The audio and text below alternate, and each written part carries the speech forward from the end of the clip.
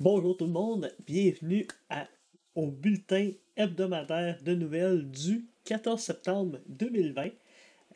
Donc cette semaine, ce qu'on va voir ensemble, j'ai encore une fois 4 petites nouvelles à vous présenter à propos de 4 sujets quand même que j'ai trouvé intéressants encore une fois cette semaine. Donc j'ai hâte de vous partager ça. On va commencer par la première petite nouvelle au niveau technologique. Euh, Ça m'a vraiment jeté en terre. C'est quelque chose, c'est sûr, que je suis avec intérêt là, à l'émergence de artificielle.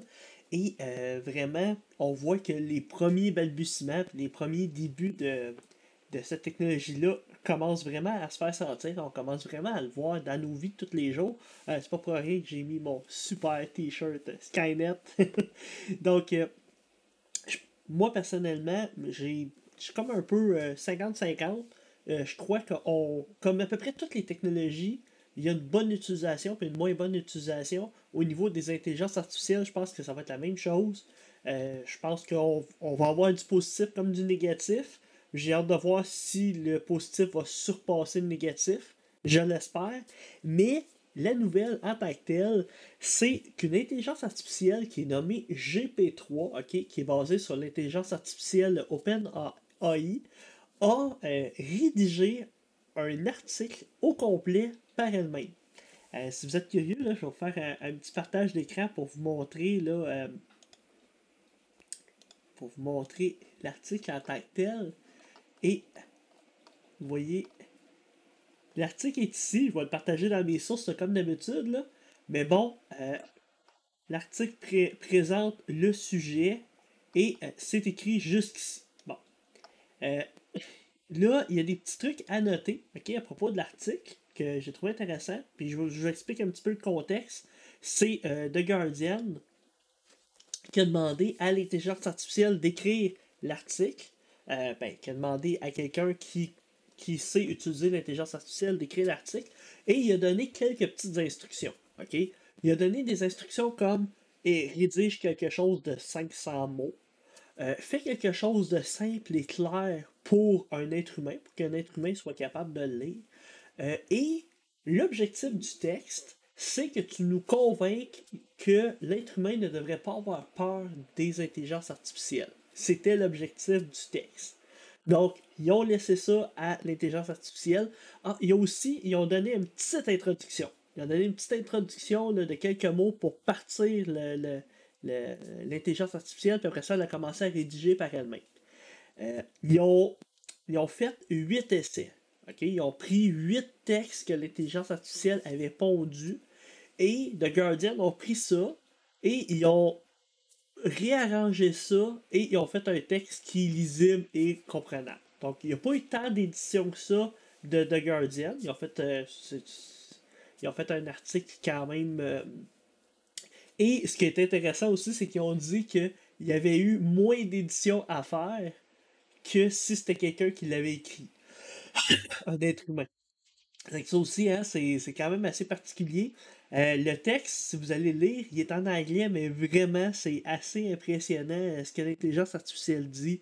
Elle semble même à un moment donné sous-entendre qu'elle n'aurait même pas besoin de nous détruire, qu'elle va nous regarder aller, puis qu'on est déjà capable de le faire nous-mêmes. Donc j'ai trouvé ça quand même assez cocasse que l'intelligence artificielle le dise par elle-même. Donc, moi, je pense que c'est quelque chose qui va s'en venir de plus en plus présent dans nos vies. Puis j'ai hâte de voir si on va avoir des solutions à nos problèmes sociaux, environnementaux et tout grâce à l'intelligence artificielle. J'ai bien hâte de voir les avancements de ça. Ça me rend un petit peu optimiste du futur par rapport à ça. Donc ça, c'était ma première petite nouvelle au niveau technologique. Ma deuxième nouvelle au niveau du gaming. Cette semaine, il y a eu le Ubisoft Forward. Je pense que pour tous les gamers, là, je pense que tout le monde a vu un petit peu que chaque compagnie, chaque grande entreprise de jeux vidéo a maintenant ses stratégies. Là. Nintendo font des Nintendo Direct, Blizzard a sa conférence. Donc, il y a beaucoup moins de gens qui vont utiliser le E3.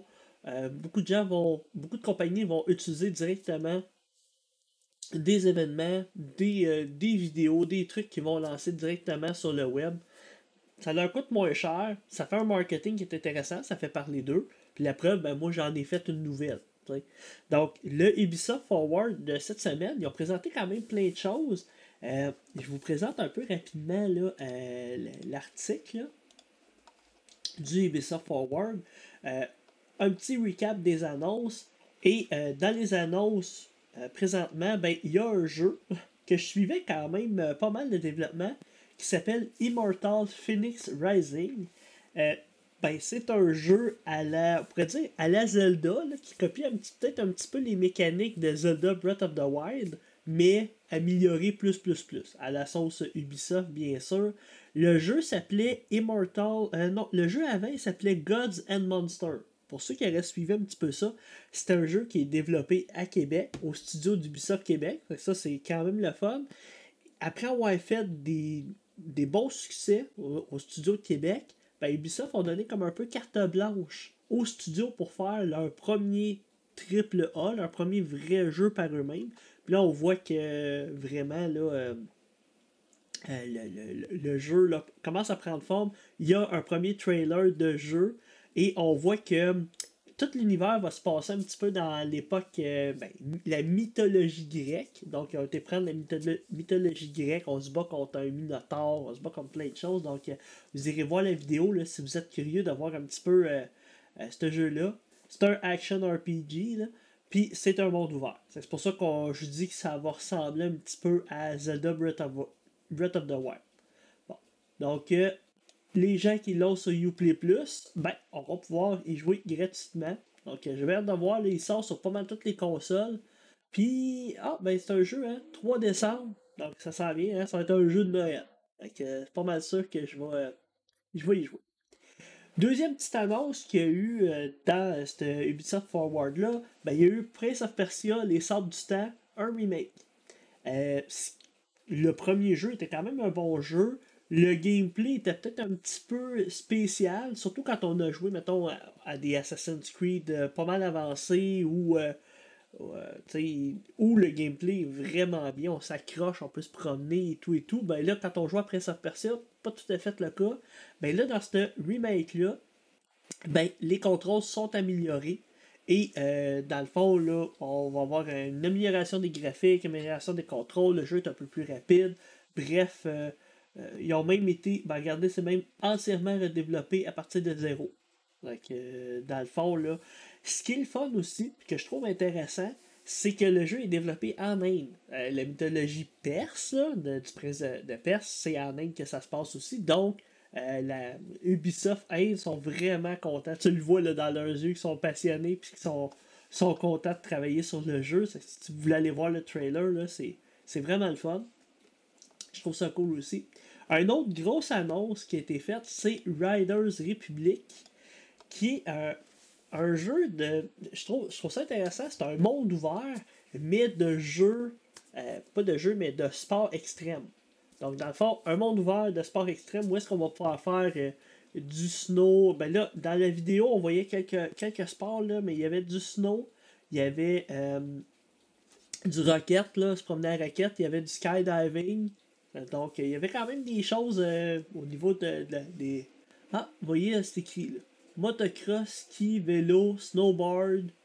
Bon, il y a environ 4 à 5 sports extrêmes dans le jeu. Puis on va pouvoir le faire en multijoueur avec plein de gens. Puis, en tout cas, le jeu a vraiment de l'air impressionnant. Puis il a de l'air le fun dans le sens que c'est le fun de pouvoir faire ça là, avec plein de gens. Puis de manière coop. Ça risque de ressembler un petit peu à The Crew, là, The Crew 2, la dynamique dans le jeu. Donc, ça va être un jeu à suivre. Les single players de ce type-là, moi, m'ont toujours intéressé. Ben là, de le faire en multijoueur dans un monde ouvert, ça risque d'être encore plus intéressant. Donc ça, je garde ça en tête, ce jeu-là, c'est sûr. Ensuite, une autre annonce qui a été faite, c'est Far Cry VR, qui est dans le fond une version réalité virtuelle de Far Cry 3. Moi, j'avais beaucoup aimé le 3 là, avec Vahas, là, l'antagoniste là, vraiment assez légendaire. Ben, il revient dans cette version-là. Et bon, le jeu, il va réexplorer l'île fictive du 3. Je ne sais pas comment ils vont tout remanier ça, mais ça va être un jeu coop. Donc, on va pouvoir jouer en coop à 8, je crois, si je comprends bien l'article. Et Ça va permettre de jouer en réalité virtuelle. Il y a des centres de réalité virtuelle un peu partout qui se nomment Zero Latency, là, pour ceux qui connaîtraient. Ben, ils vont jouer, on va pouvoir jouer à ce jeu-là en coop, puis pouvoir faire le jeu en tant que tel. Donc, ça a été une des autres annonces. Sinon, après ça, pour finaliser, là, ils ont présenté quelques DLC là, pour des jeux là, Watch Dogs, The Crew 2, Ghost Recon, For Honor, The Division 2, Rainbow Six. Et, bon, ils ont dit For Honor 2 fois. Bon, mais bref, ils ont présenté quelques DLC. Ubisoft, ok? C'est sûr que c'est une compagnie que j'aime quand même pas mal, mais il y a des petites fois que je fais ah mon dieu, pourquoi? Tu sais, ils ont des choses qui me font saigner des yeux. Bref, c'est une compagnie que j'aime. Il y a beaucoup de jeux que je joue de Division 2, j'ai joué beaucoup. Ghost Recon Breakpoint, j'ai trouvé ça un petit peu fade à comparer à Wildland, là, mais je trouve ça le fun que Ubisoft continue de mettre de l'énergie dans leur jeu. Ça fait en sorte que quand on achète un jeu, ben, même si on peut critiquer le- la continuité du jeu, ben, ils continuent de faire des mises à jour. Ils continuent à faire du contenu pour les jeux. Puis des fois c'est payant avec des Season Pass. Bon, c'est une stratégie. Des fois c'est des extensions. Mais la plupart du temps, les contenus sont gratuits.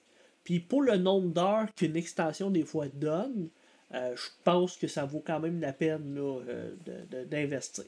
Donc, c'était pour les petites nouvelles du Ubisoft Forward. Ça amène quand même de l'eau au moulin.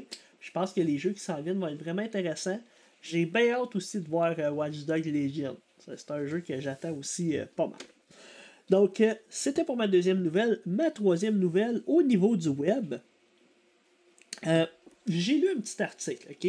Je lisais les nouvelles au niveau du web et moi je travaille avec une plateforme qui s'appelle WordPress, sûrement que vous la connaissez, vous avez peut-être déjà travaillé avec cette plateforme-là.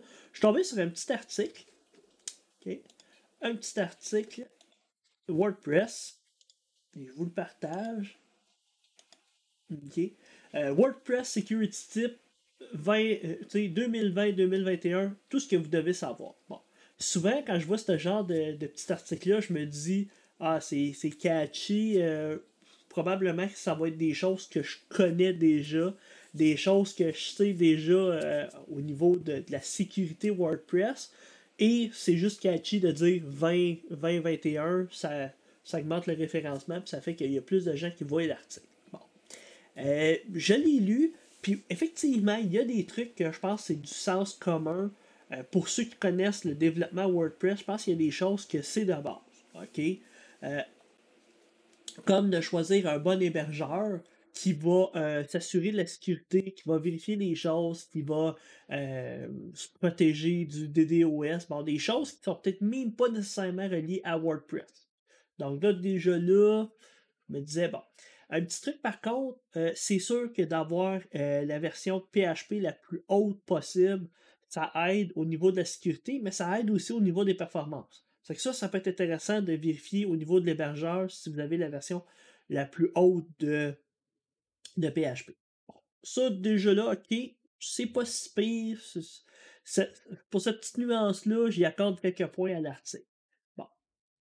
Bon, ça dit, n'oubliez pas, votre hébergeur, c'est fort probablement la première personne qui va être visée par des pirates. Ça c'est vrai, ça, je suis d'accord avec ça. Bon, après ça, ben, de faire ces mises à jour régulièrement, de tout mettre à jour régulièrement, ça, je pense que c'est quelque chose que même depuis 2012, là, depuis qu'on a des sites en WordPress, là, ça devrait être fait. Là. Il devrait y avoir une veille qui s'assure de mettre à jour régulièrement nos sites. Par contre, ça, je fais un petit bémol.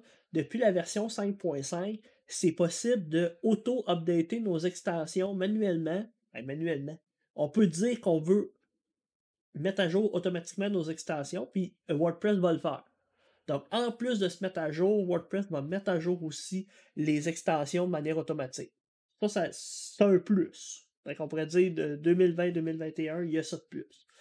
Après ça, ben là, le petit choisir nos logins et mots de passe judicieusement. Ça, je pense que c'est même pas nécessairement juste du WordPress, là.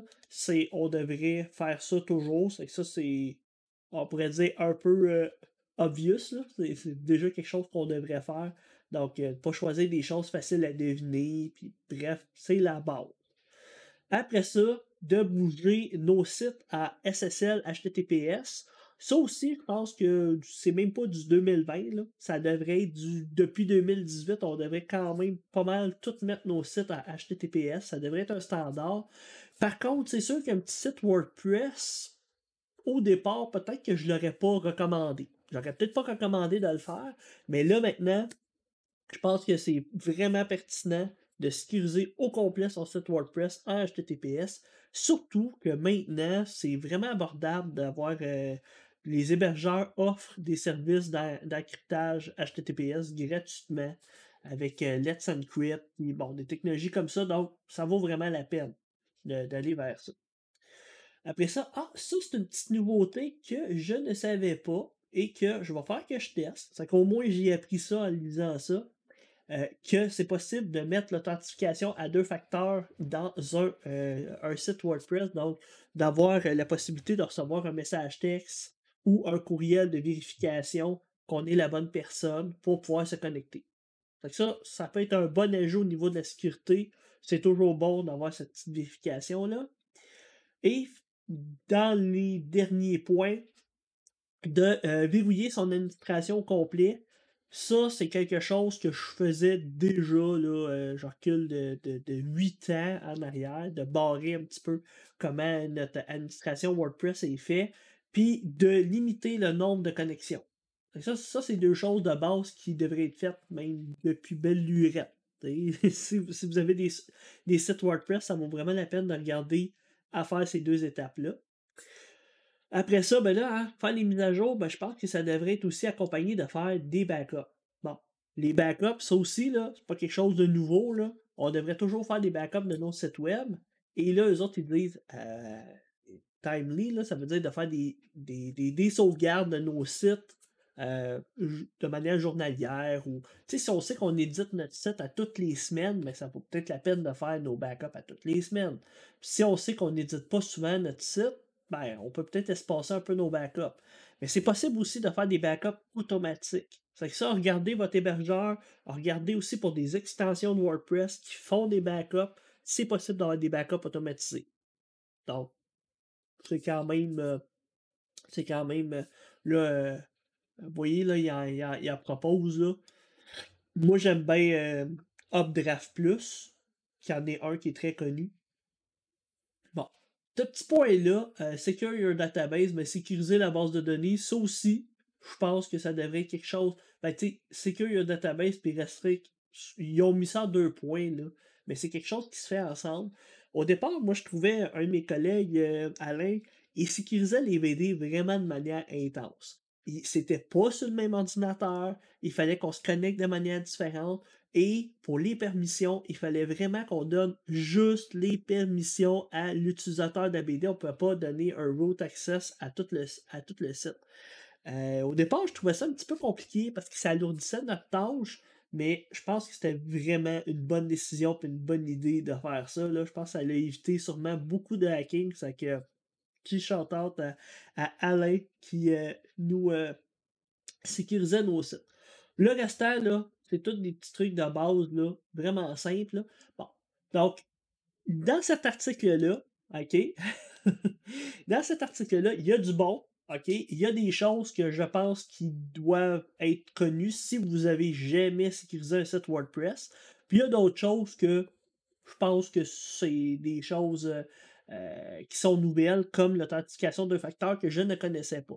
C'est sûr que il y a de l'évolution au niveau de la sécurité des sites WordPress, ben ça a amené. Fait qu'il y a peut-être 2-3 points que je ne connaissais pas, que je vais porter attention à ça, parce que moi je donne les cours de WordPress, puis c'est quelque chose qui est important pour moi, la sécurité des sites WordPress. On s'en fait hacker des sites qu'on sécurise pas bien.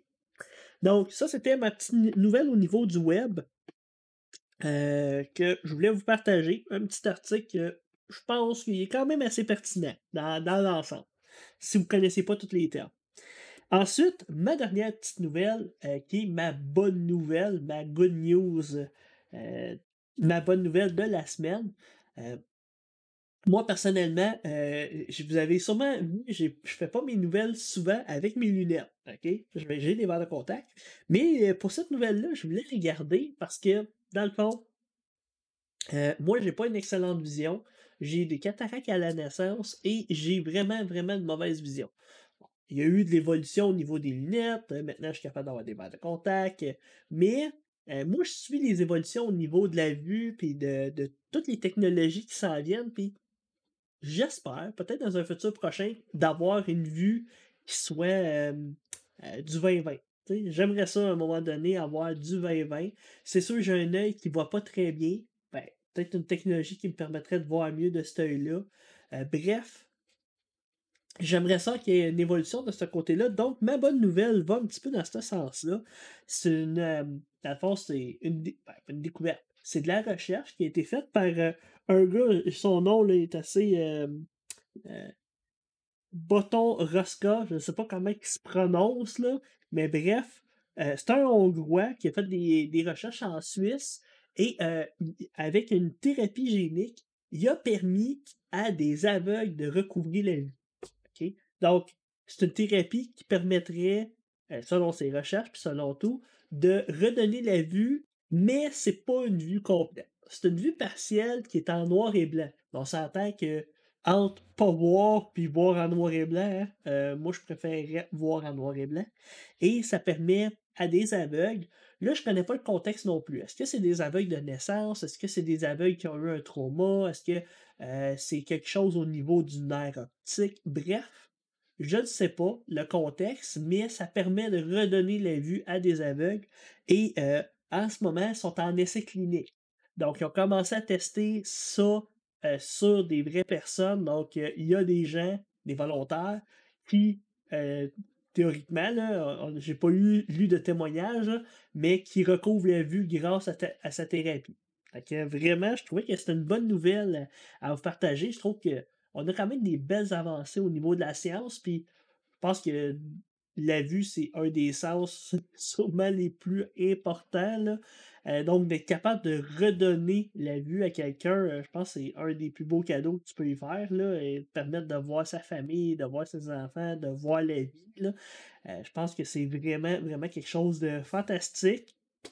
Hey, je voulais vous partager cette, bonne nouvelle-là avec vous. Comme d'habitude, moi, je vais vous partager les sources de ce que je vous ai parlé aujourd'hui et ben, écoutez, si vous avez des commentaires, suggestions, quoi que ce soit sur ce que j'ai parlé, n'hésitez pas à commenter. Je vais vous souhaiter une super belle semaine, puis à la prochaine. Ciao tout le monde.